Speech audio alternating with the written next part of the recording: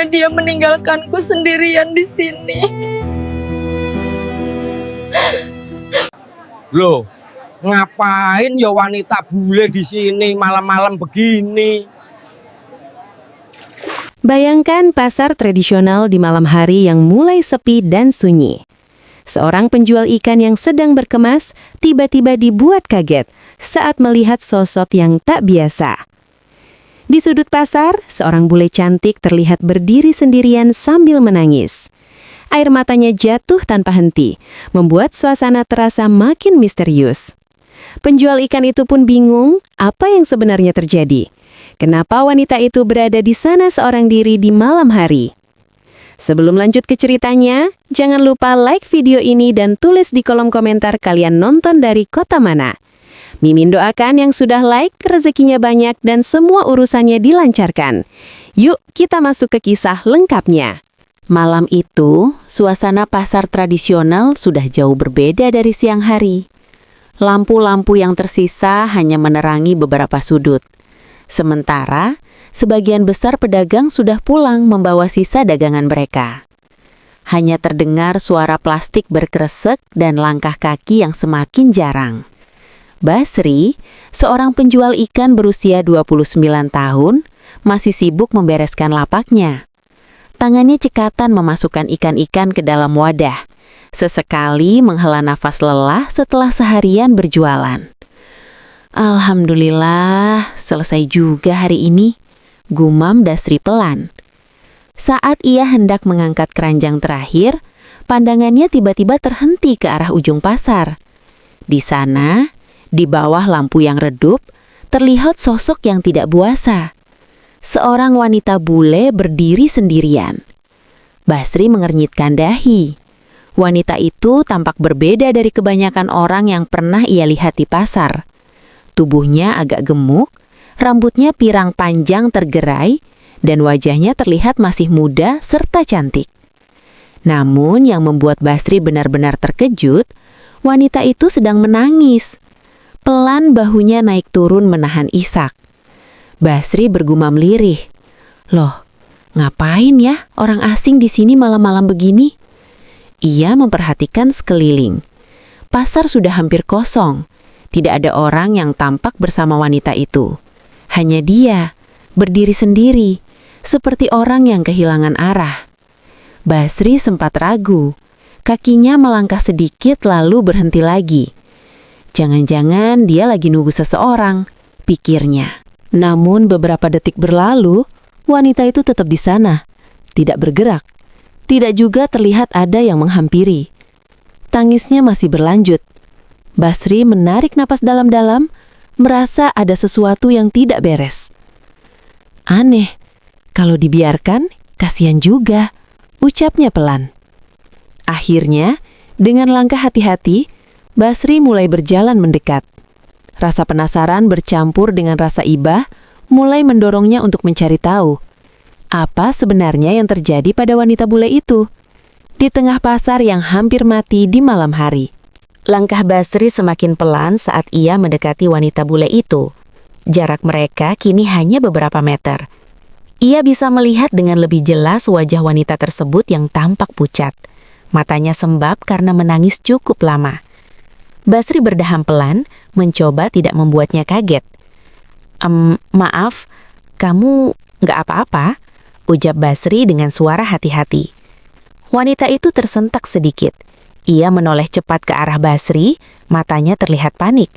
Sekilas, ia seperti ingin mundur, seolah takut dengan orang asing yang tiba-tiba menghampirinya. Basri langsung mengangkat kedua tangannya sedikit, memberi isyarat bahwa ia tidak berniat buruk. "Iya, santai, saya cuma mau bantu," katanya pelan. Wanita itu terdiam. Napasnya masih tersengal dan ia terlihat ragu untuk menjawab. Beberapa detik hanya diisi dengan suasana canggung di antara mereka. Aku, ucap wanita itu terbata. Basri mencoba memahami, meski jelas komunikasi mereka tidak akan mudah. Ia lalu menunjuk ke sekitar pasar yang sudah hampir kosong. "Kamu sendirian?" tanya Basri perlahan, sambil memberi isyarat dengan tangannya. Wanita itu mengangguk pelan, air matanya kembali jatuh. Iya, sendirian, jawabnya dengan suara lirih. Basri semakin bingung. Ia melirik ke kanan dan ke kiri, memastikan tidak ada orang lain yang mungkin bersama wanita itu. "Kamu dari tadi di sini?" tanya Basri lagi. Wanita itu menarik napas panjang, lalu menjawab dengan suara yang masih bergetar. "Aku di sini dari sore." Basri terkejut. "Dari sore?" ulangnya spontan. Wanita itu mengangguk lagi. Ia memeluk dirinya sendiri, seperti merasa dingin dan tidak aman. "Aku nggak tahu harus kemana," lanjutnya pelan. Basri mulai merasakan ada sesuatu yang tidak beres. Tidak mungkin seseorang, apalagi orang asing, bertahan sendirian di pasar selama itu tanpa alasan yang serius. Ia menatap wanita itu dengan lebih serius, mencoba memahami situasinya. "Kamu siapa?" tanya Basri dengan nada lebih lembut. Wanita itu mengusap air matanya, lalu menjawab pelan. "Namaku Emily, umur 23. Basri mengangguk pelan, mencoba mencerna semuanya. Kini ia tahu, wanita di depannya bukan hanya sekedar orang asing yang lewat. Ada cerita besar di balik kenapa Emily bisa terjebak sendirian di pasar hingga malam seperti ini. Dan rasa penasaran Basri pun semakin kuat, bercampur dengan rasa iba yang perlahan tumbuh di dalam hatinya. Basri terdiam sejenak, menatap Emily yang masih berusaha menenangkan dirinya. Ia bisa melihat jelas, bukan hanya kesedihan yang ada di wajah wanita itu, tapi juga kebingungan dan kelelahan yang dalam. Dengan suara pelan, Basri kembali mencoba bertanya. "Emily, kamu kenapa bisa di sini sendirian?" Emily menunduk. Tangannya saling menggenggam, seolah menahan sesuatu yang berat untuk diceritakan. Beberapa detik ia terdiam, lalu akhirnya mulai berbicara dengan suara bergetar. "Aku datang ke sini sama pacarku." Basri mengangguk pelan, memberi isyarat agar ia melanjutkan. "Kami jalan-jalan ke pasar ini sore tadi," lanjut Emily. Napasnya mulai tidak teratur. Tiba-tiba suaranya melemah. "Tapi kami bertengkar." Basri mengernyitkan dahi. "Bertengkar?" Emily mengangguk. Air matanya kembali jatuh. "Aku tahu dia selingkuh. Aku lihat sendiri," ucapnya lirih. Basri terdiam. Ia bisa merasakan betapa sakitnya posisi Emily saat itu. "Kami marah, saling teriak," lanjut Emily. Suaranya semakin kecil. "Dan dia pergi, tinggalkan aku." Suasana mendadak terasa lebih sunyi. Hanya suara angin malam yang berhembus pelan di sela-sela lapak kosong. Basri menghela napas pelan. "Dia ninggalin kamu di sini? Begitu saja?" tanyanya sedikit tidak percaya. Emily mengangguk pelan. "Iya, dia pergi. Aku tunggu, tapi dia nggak kembali." Air mata terus mengalir di pipinya. "Aku nggak punya uang, nggak tahu jalan, nggak tahu harus kemana," lanjutnya dengan suara hampir tak terdengar. Ia memeluk dirinya sendiri, mencoba menahan rasa takut yang semakin besar. "Aku cuma bisa diam di sini, dari sore sampai sekarang." Basri terdiam cukup lama. Ia menatap sekitar pasar yang kini benar-benar hampir kosong, lalu kembali melihat Emily. Di hadapannya sekarang bukan hanya seorang wanita asing, tapi seseorang yang benar-benar sendirian, terluka, dan tidak punya tempat untuk pulang malam itu. Perasaan iba dalam diri Basri pun semakin kuat. Dalam hati ia bergumam, "Nggak mungkin aku tinggalin dia sendirian di sini." Basri berdiri diam beberapa saat setelah mendengar cerita Emily. Ia menggaruk kepalanya pelan, mencoba berpikir. Di satu sisi, ia merasa ini bukan urusannya. Tapi di sisi lain, hatinya benar-benar tidak tega melihat Emily sendirian dalam keadaan seperti itu. Ia menghela napas panjang. "Ya ampun, kasihan banget," gumamnya pelan. Basri lalu menatap Emily yang masih menunduk. Bahunya sesekali bergetar menahan tangis. Suasana kembali hening.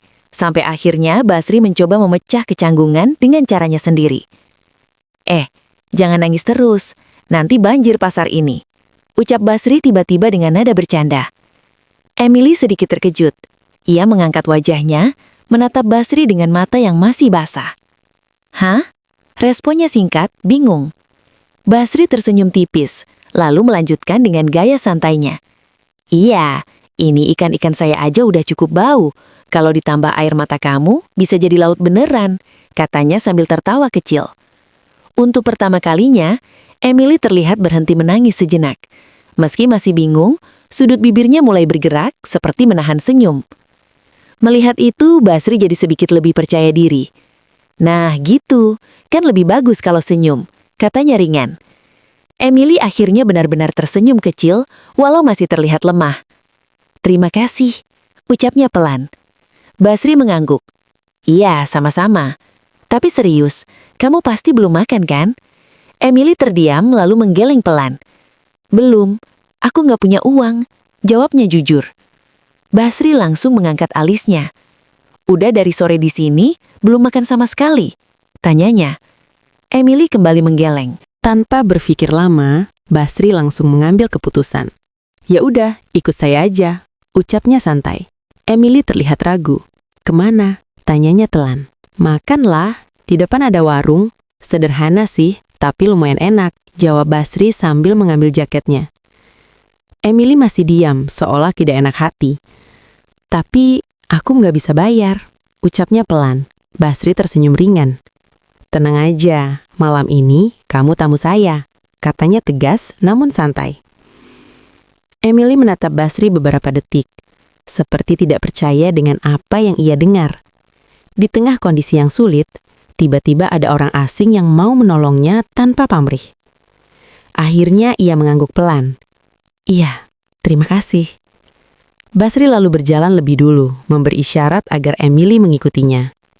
Di tengah pasar yang hampir mati itu, langkah mereka perlahan menjauh. Dari tempat yang penuh air mata, menuju sesuatu yang sedikit lebih hangat malam itu. Dan tanpa mereka sadari, pertemuan sederhana itu mulai membuka cerita baru di antara keduanya. Malam itu menjadi awal dari perubahan besar dalam hidup Emily. Setelah makan bersama di warung sederhana, Basri tidak tega membiarkannya kembali ke pasar atau tidur tanpa tempat yang layak. Dengan sedikit berpikir, Basri akhirnya mengambil keputusan yang cukup berani. Emily, kamu nggak mungkin tidur di pasar lagi, ucap Basri serius. Emily menunduk pelan. Aku juga nggak tahu harus kemana, jawabnya lirih. Basri menghela napas, lalu berkata, ya udah, saya ada kenal orang yang punya kontrakan kecil. Sederhana sih, tapi aman. Kamu bisa tinggal di sana dulu. Emily langsung menatap Basri, kaget. Tapi aku nggak punya uang, katanya ragu. Basri tersenyum tipis. Nggak apa-apa, anggap aja saya bantu dulu. Yang penting kamu aman, jawabnya santai. Tak lama kemudian, Basri benar-benar mengantarkan Emily ke sebuah kontrakan sederhana. Ia bahkan membantu membayar sewanya untuk sementara waktu, tanpa banyak bicara. Sejak saat itu, hari-hari mereka mulai sering bertemu. Awalnya hanya sekedar memastikan Emily baik-baik saja. Basri kadang datang membawa makanan atau sekedar mengajak ngobrol ringan.